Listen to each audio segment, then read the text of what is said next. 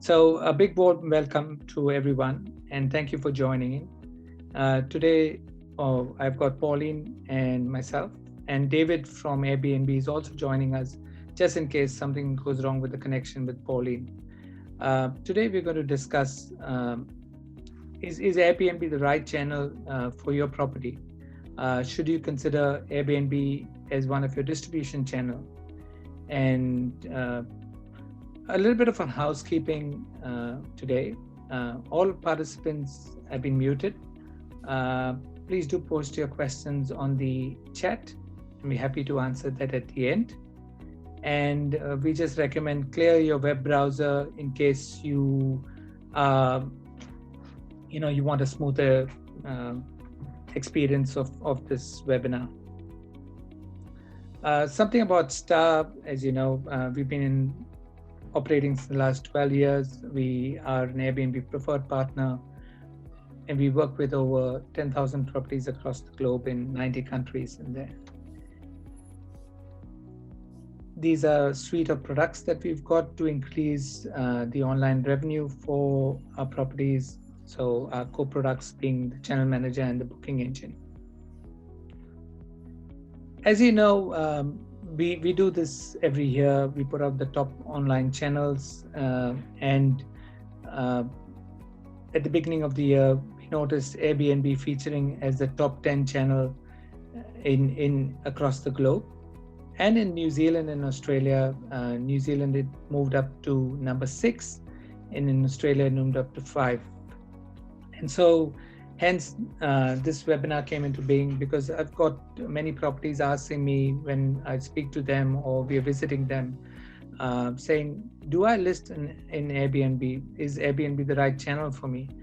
So this webinar came into being after talking to them, and hence I got Pauline and David from Airbnb to discuss that with you. So today we're covering these few things, and it'll be a 40-minute session. It'll be an insights from Airbnb done by Pauline and David.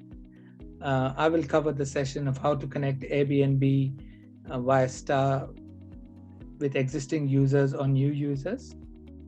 And lastly, we go on to the Q&A. Something about myself. My name is Edwin Saldana. I'm the regional manager for STAAH in Oceania, as well as I head marketing. I'm very passionate about customer service as well as growing online revenue. And I've been an ex-hotelier and enjoying the space now working in tech. And I don't take all the accolades. I've got lovely Pauline along with me who will say something about herself and of course, take over the presentation from now on. Over to you, Pauline.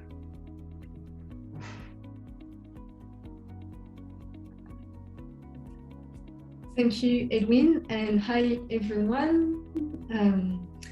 Very happy to be here. I hope my connection is going fine. I've had a little bit of an issue this morning, so that's why we've got David, just in case, that's my backup. But otherwise, so I've been working for Airbnb for almost 5 years now.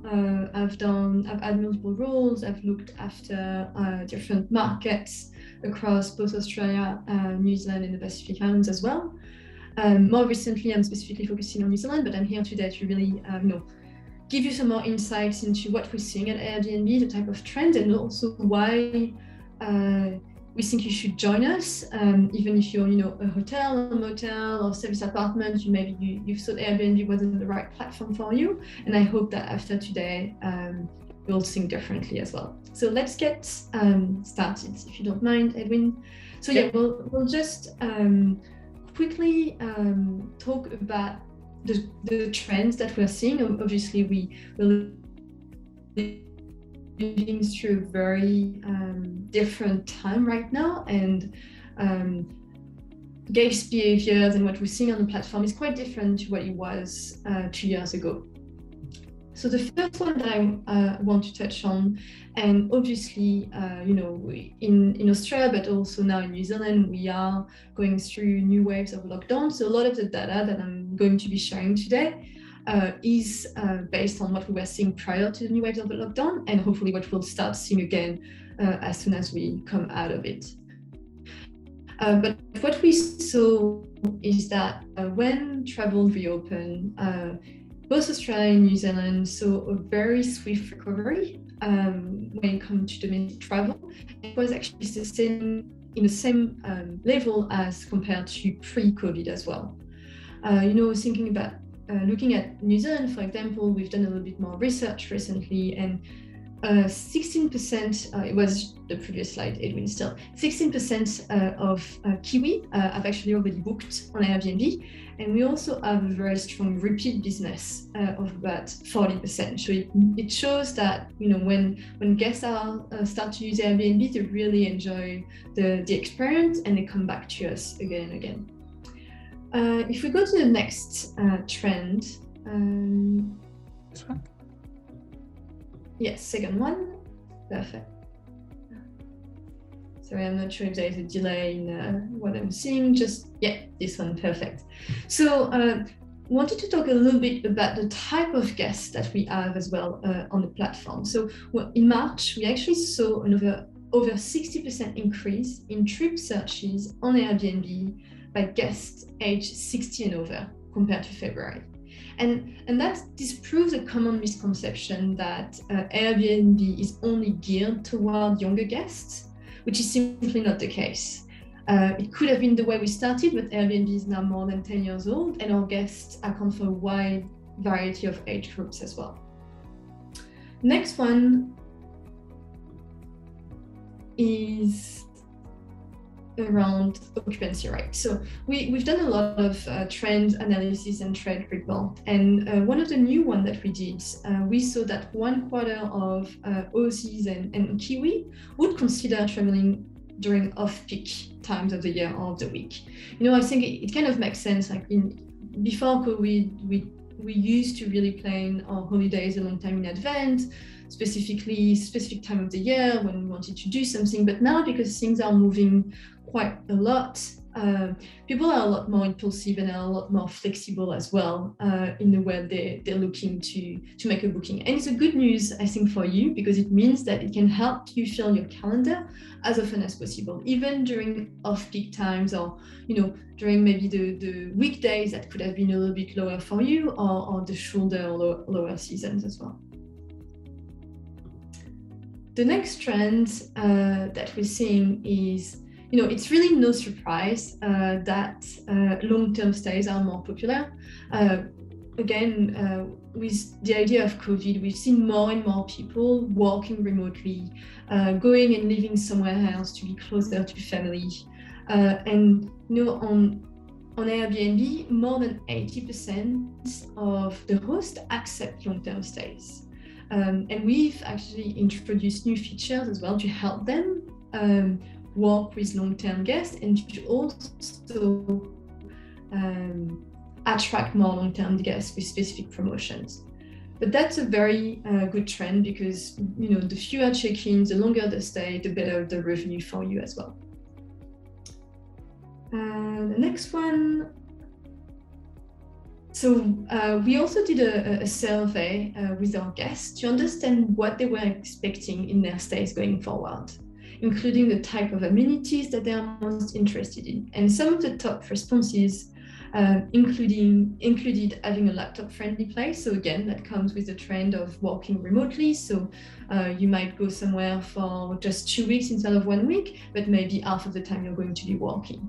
We're also seeing that group stays are larger than 3 because guests want to be with their friends and their family a lot more. And pet-friendly, again, that comes with, domestic travelers are a lot more likely to travel with their pets. I can't remember what the specific percentage is, but when I looked at the percentage of, people that had a pet in both Australia and New Zealand, it was quite high, something around 60%.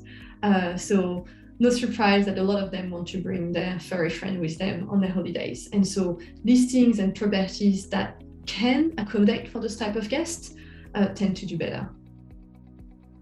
And then the last trend that we're seeing is around flexibility.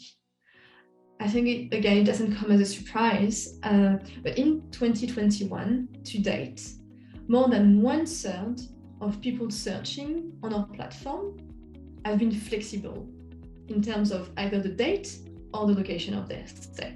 So what we've done on Airbnb, we started with first just flexible dates. So we allowed guests to say, actually, I want to stay in September, but I'm flexible plus minus a few days before, a few days after, that doesn't matter. And then we push that a little bit more by giving them the option to actually say, maybe I want to stay for the weekend, but I don't mind staying for a weekend in July or August. So show me everything that is available with those terms. And then we also more recently introduced flexible location.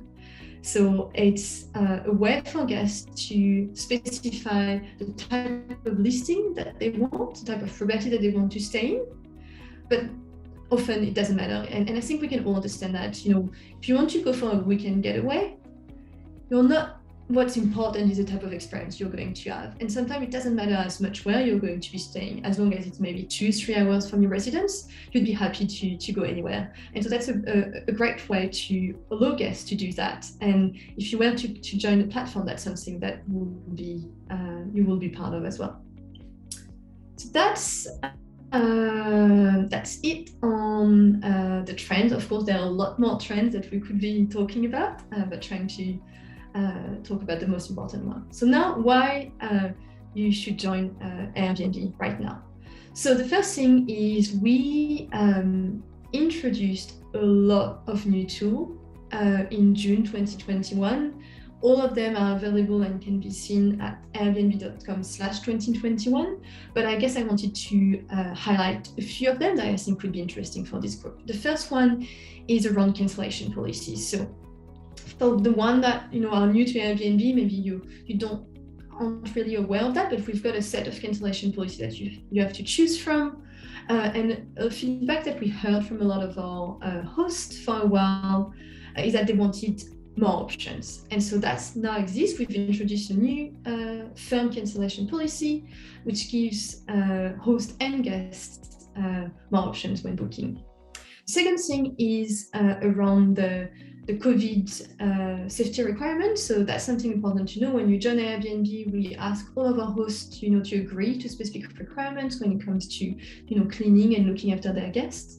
And we used to have a global mandate, and we recently changed that to say you just have to abide by your local requirement and what the government in your country or in your state is asking. Third thing is a very simplified onboarding and editing process. So that's a key one. I don't know if any of you on the webinar today maybe have tried joining Airbnb in the past and I've found that it was a lengthy process or a little bit cumbersome.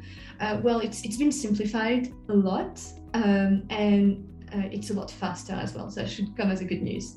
And then the final thing, which can be more of a bonus, but I think can make a difference. We've introduced a new tool that allows all of our hosts to automate all of their messaging with their guests. It means that you don't have to rely on a third-party tool, or you don't have to do all of that yourself. You can set and send automated messages based on, for example, a lot of personalization. So the guest name is personalized, the location of your property, etc., and then the time when you want to send that listing. So it could be 1 day before check-in, 2 days after checkout, for example. So it just makes your life a lot easier and communication a lot smoother for yourself and with your guests.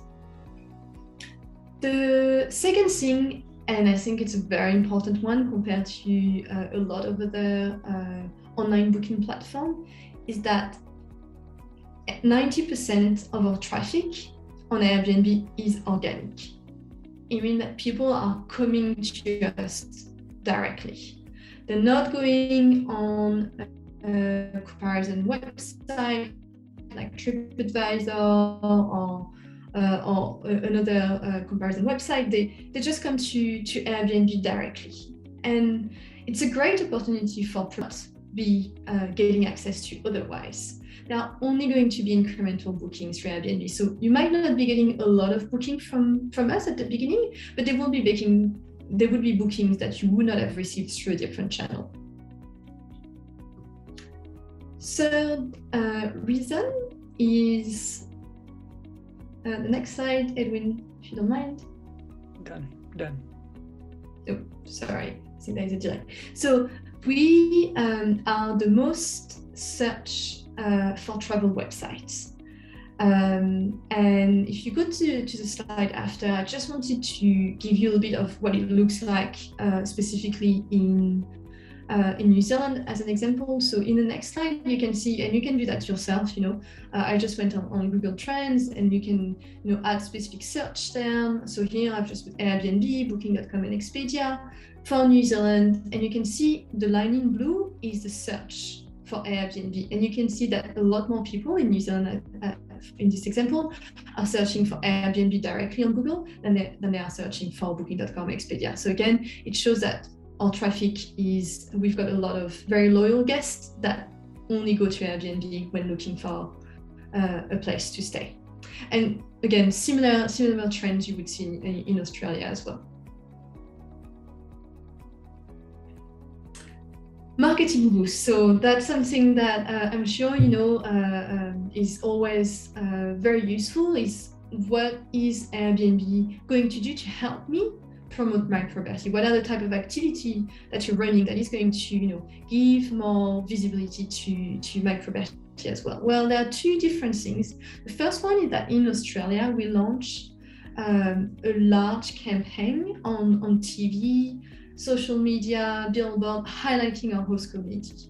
I don't know if don't need to click on the video because I'm just worried it might be a bit odd, but yeah, we're really highlighting our hosts with this campaign, and so far it's been very successful in the Australian market. So a lot more the Airbnb brand, but also all of our hosts have really benefited from this campaign. And then the second thing, the Paralympic Games are just starting. I'm sure a lot of you would have watched the Olympic Games as well, but Airbnb is the official accommodation partner for the Olympic Games, and we will be for the next 10 years. So, Beijing, Paris, and all of the upcoming one will continue to be the main accommodation partner. So a lot of marketing that goes with that. And then the final point, but I think it's key, it's free and it's easy. So there is no sign-up fees, there is no credit card cost. So we are the merchant of record. So we take payment from our guests and we send the payment directly to you. So, there is no credit card fees or whatnot that could be lost through that process. There is no subscription fee. There is no need to sign an off-site contract. And we also have a free listing creation service. What I would say with this one is that it's not going to last for a very long time, probably just until the end of September. So that's also a great incentive if any of you is interested in benefiting from that as well. Quick one on the commission that isn't mentioned there, but I think it's important for all of you to know. We've got a flat 15% commission, so simple to manage, same as your other OTA most likely. No guest service fee for professional hosts, and again, no additional fee whatsoever. So there is no, Genius discount, there is no credit card fees, just a flat 15%. And that's it for me today. So if you've got any questions, feel free to add them in the chat, and I'll either answer back in the chat, or we can, if we have time, maybe take some time at the end as well. But otherwise, thank you for listening. Hope it was useful, and I'll leave the rest with you, Edwin. Thanks, Pauline. And I think your internet connection was good. So relieved on Great. that. I'm glad. Cool. So I'll cover a few things here and make it a bit less formal in there.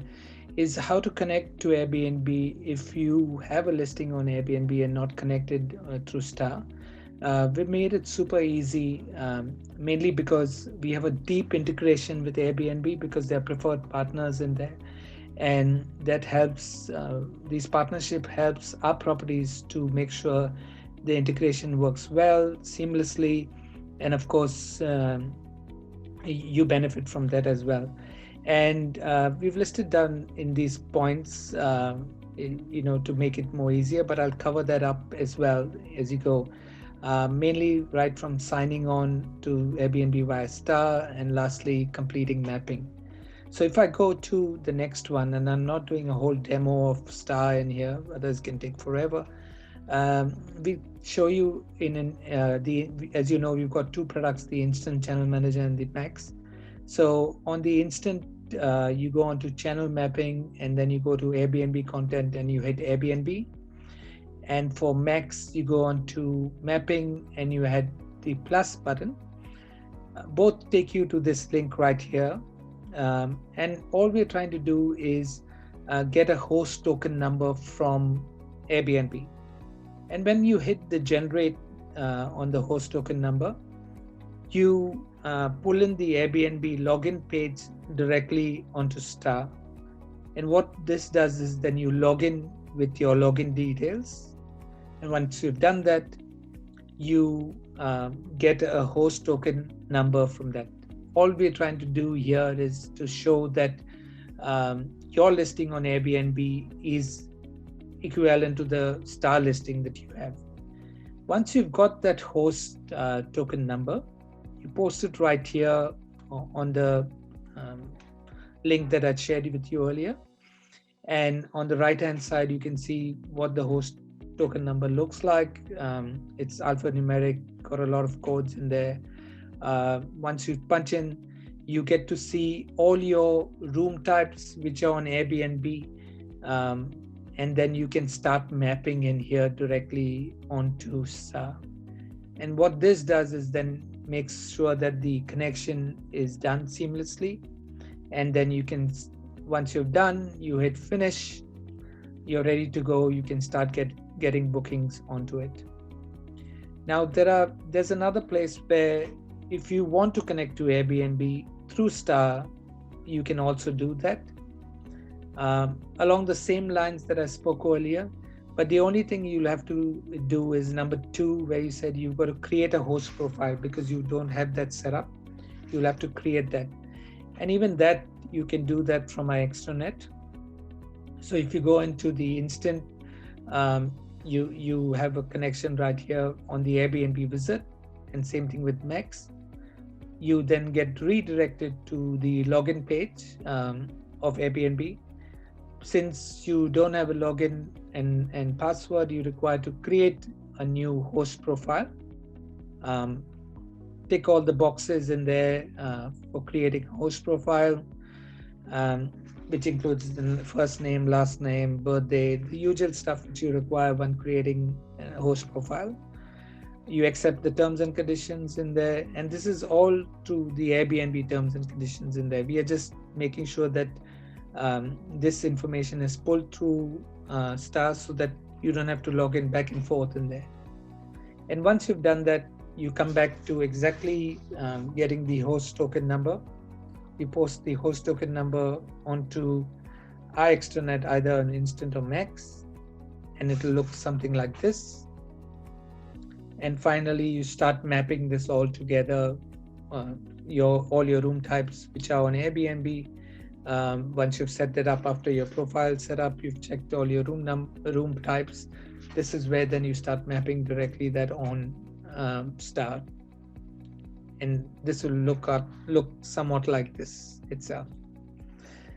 And once you completely the mapping, you get a successful listing in there, and it's all over. I thought I'll just share some things out of our own experience with working with Airbnb in there as well.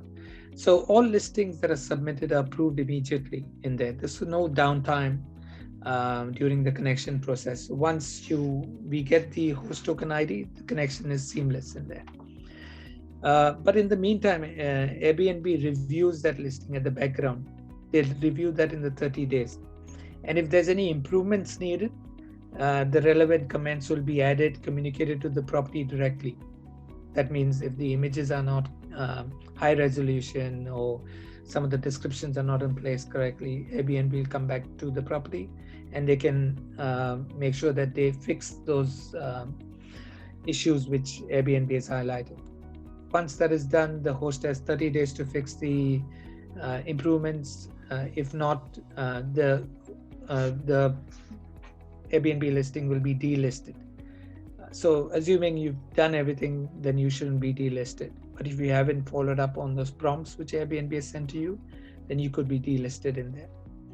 And the last thing is that the host must take action on their listing to stay listed. That means the property has got to make sure that whatever comments which have been communicated have to be fixed.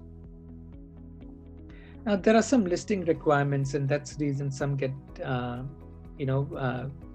required to be improved on. So one is regarding the headline. It's got a minimum of 8 characters. The second is the property and unique room descriptions. It's got a minimum of 50 characters. High quality images. You require at least 7 images in a high JPEG format, minimum 800 to 500 in there. And these days, even cameras have high resolution images, if you haven't noticed that. Room and property features at least 5 amenities listed in there. So these are the places where these are the minimum requirements, listing expectations from Airbnb. And if the listing is rejected, and which sometimes can happen, it's because the listing requirements are not met. What happens is that on the status in star mapping, it shows that rejected.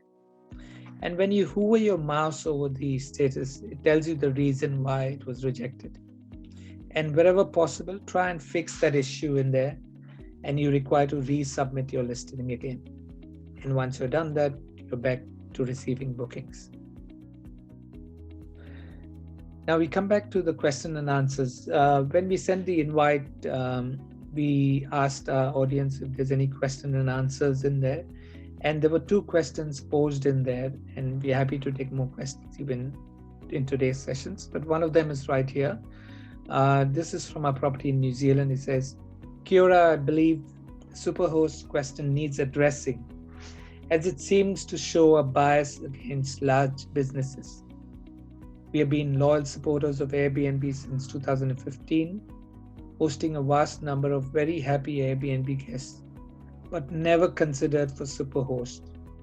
What can you do about this? And I think Pauline will be the right fit to answer this question. Pauline, do you want to jump in and answer this? Yes, sure. Thanks for the question. That's a great one.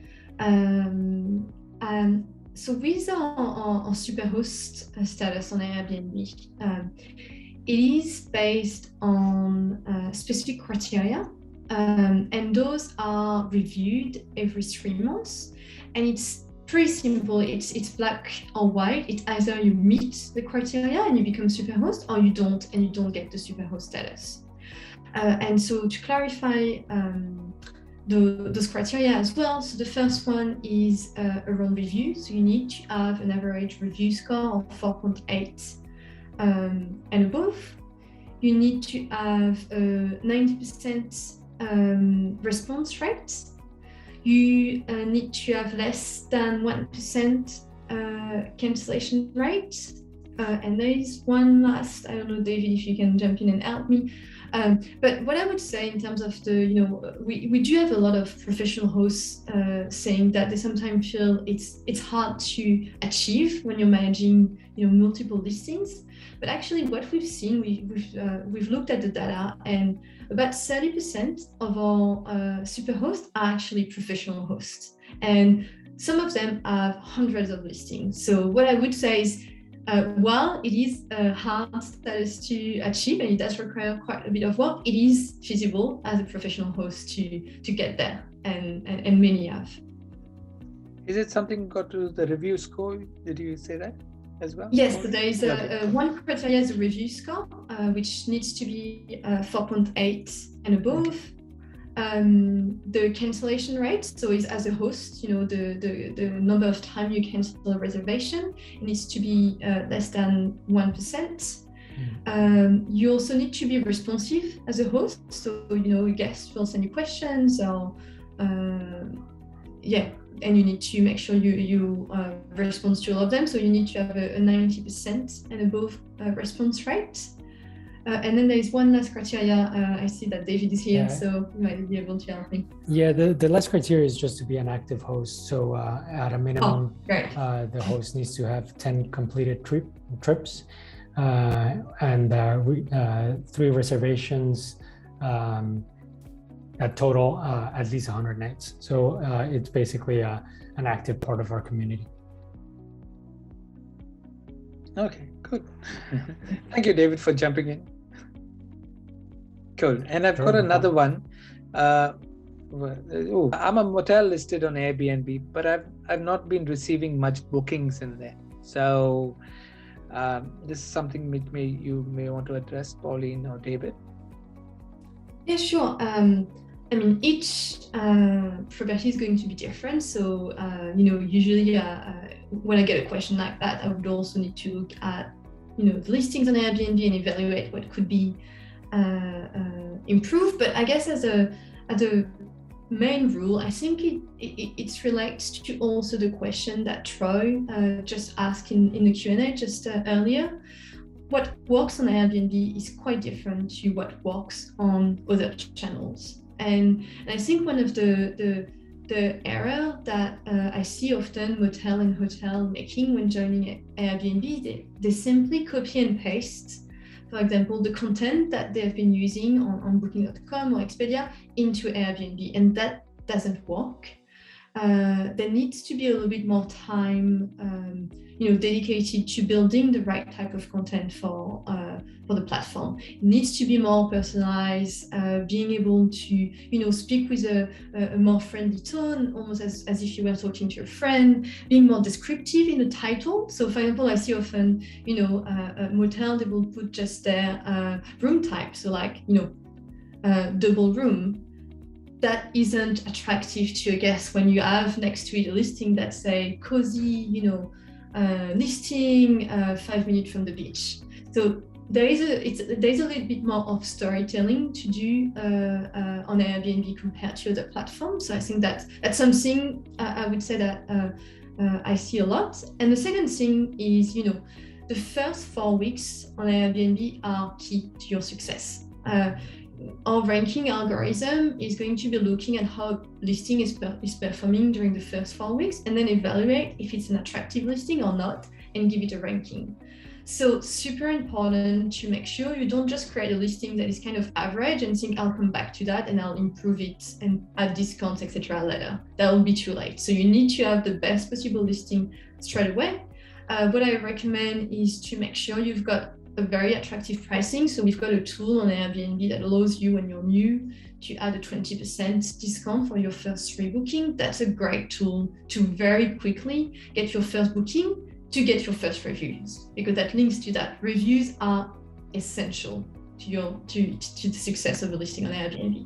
So what I would say as a advice, if you've been listed on Airbnb already for some time, you have a listing that is underperforming, what you could do is potentially duplicate that listing and repush it live.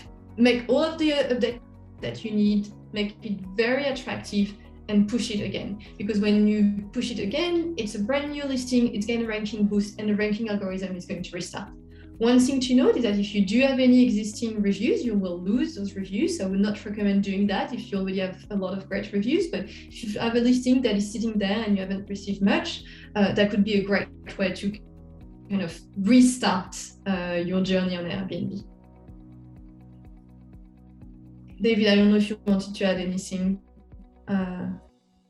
No, I think you covered pretty much at the end of the day. It's about making your listing stand out and basically describe what are the features that make it a great place to stay.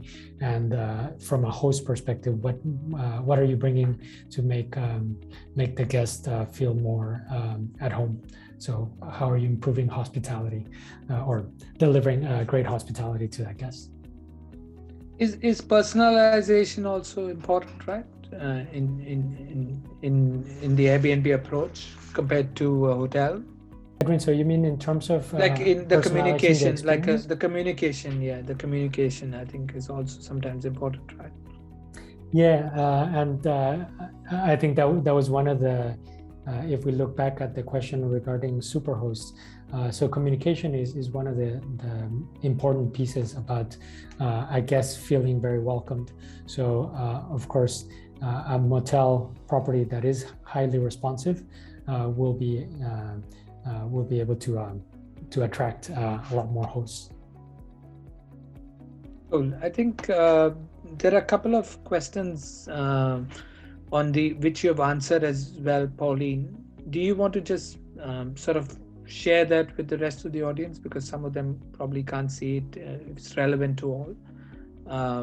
One is saying, why is Airbnb Lux not available in New Zealand?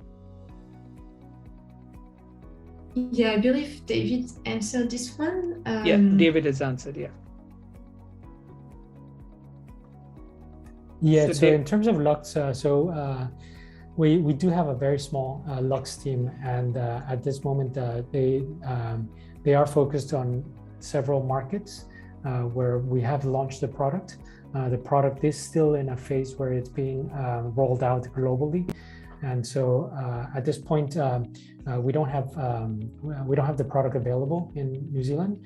But we're hoping that as travel rebounds and as borders reopen, New Zealand will be one of the destinations where we can offer that product. Cool. And you've answered Troy. Troy is a good mate of mine, and is a loyal supporter, and is always switched on to whatever is happening across the globe, as well as trends in New Zealand. He's also mentioned where he said, should we create our room profiles more on Airbnb-ish as opposed to a typical hotel style? So I think it goes back. So what I answered to Troy was similar to what I've answered to this question. Is like, yes, I think having more personalization makes a big difference. Being a little bit more, informal in the description, and usually I say a good way to think about it is, if you were to describe your hotel owner and you were to describe your hotel to a friend, and you really want your friend to come and stay with you, so you're going to be highlighting, what's unique about your place and what makes it, a great place for them to stay. But you're probably going to have a way of talking about it that is a bit different to how you would describe it maybe on a corporate website, for example. Cool. And we got the last question because we're running out of time. One is this Troy again, which is I think relevant for all as well in the audience, saying, is the Airbnb pricing online included in the price meta search used by the other online channels, or does Airbnb want price parity? So we are not displaying our rates on any of the meta search websites such as Trivago or TripAdvisor. I don't know, because I don't work for them, I don't know if Booking.com or Expedia are using our rates in their, price comparison tools like that. I could not answer that. I don't believe so, because I haven't heard of it, but it doesn't mean it's not the case. So I would say perhaps it would be better to speak to someone at Booking.com or Expedia to check on that. And the last part of the question is, do we want price parity? We encourage and recommend price parity, definitely, because price does make a difference, and having a competitive price is going to be important. But in terms of do they get penalized? You don't get, so that's the thing, I was going to touch on that. You don't get penalized as such by not having price parity. By default, you could, because if you're not competitive in the market, if you don't have an attractive price, you might not be receiving as many bookings, so you will probably have a lower ranking, etc. So that will have an impact on your performance on Airbnb. However, Airbnb isn't going to apply any type of malus point to your listing Good. by default because of that, and we're not going to be, I guess, harassing you for parity. At the end of the day, it's your choice. We recommend it, and we do see a difference when hosts are making sure they've got competitive price. But that's up to the host at the end to decide what they want to do. Cool. I think you've answered many questions. Luckily, there were none for me, so I'm happy about that. And so I think the rest of the audience, I think it was nice to have you on board in terms of, chatting with you guys and your questions. I like the interactive questions. And it's up to you then to decide whether should you consider Airbnb as part of your distribution channel. We've sort of tried and put this together. I'm not inclined to say, yes, you must join or not join, but in terms of giving you an overall view, I hope we sort of tried and covered this up in the last few minutes, and hope this session has been productive for you as well. We have a couple of ebooks on our website in case you're interested more in learning about distribution, how to set up digital marketing toolkits. And we also have a communications guide as well, though we mentioned for vacation rentals that could be applicable definitely to Airbnb as well. And visit us on our blog page, blog.staah.com. And on behalf of Pauline and David and myself, I wish you a good evening and thank you for the session. And hope these lockdowns get over as soon as possible and we come back to the office and do some work together and travel as well. So thank you and all the very best. Thank you. Thank you, Pauline, and thank you, everyone. Have a great rest of the day. Yeah, you too. Thank you. Take care.